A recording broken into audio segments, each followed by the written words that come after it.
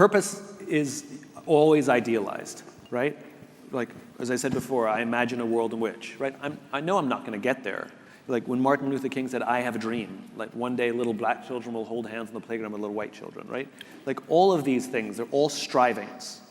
And the milestones that we pass make us feel like we're making progress. And that's why metrics are really important and milestones are really important. And the most important thing is context. There's nothing wrong with quarterly numbers or annual numbers. The only question I would ask is, to what end? To what end? Like, you know, I was talking to a young entrepreneur last night, and she's looking for investment. And one of her potential investors said, how long is it going to take you to hit $100 million revenues? And I said, don't take that person's investment. Show me one article, one. I just need one. Show me one article in HBR, one study, I don't care, that demonstrates that hypergrowth or high-speed growth is good for the company on any level.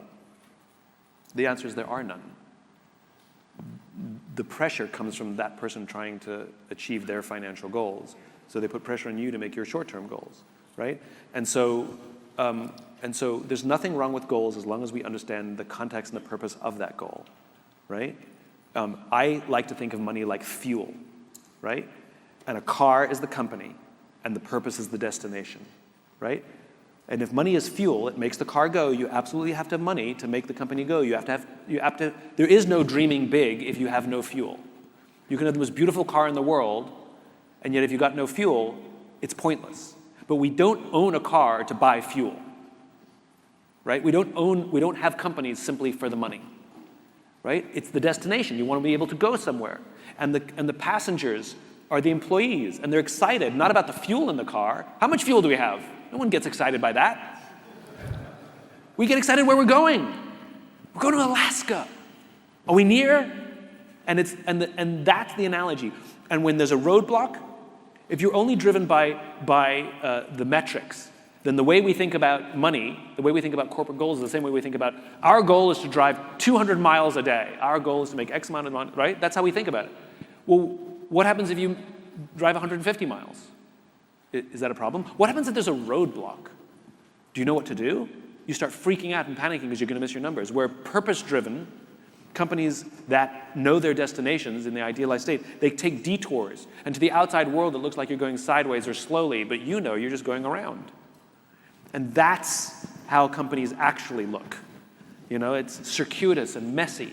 And purpose helps us keep focused on the very far distant future so we know we're going in the right vector, even if somebody can't tell we're going in the right direction. And so people have to understand the purpose of the goals you're setting and how they're contributing to something. And start talking, like we and our P&L, I don't have the word profit on my P&L. It doesn't exist.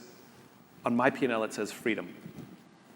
I damn well want more freedom this month than I had last month, right? Freedom to say no to things I don't want to do, freedom to give it away, freedom to take care of my people. I want freedom because profit means nothing. So I'm trying to contextualize all of these words that have no inherent magic to them.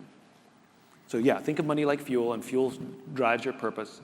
Be purpose-driven and talk about the place you're trying to get to and talk about the world that you imagine. And you damn well better make a lot of fuel to get there because it's going to be expensive and it's going to take a long time.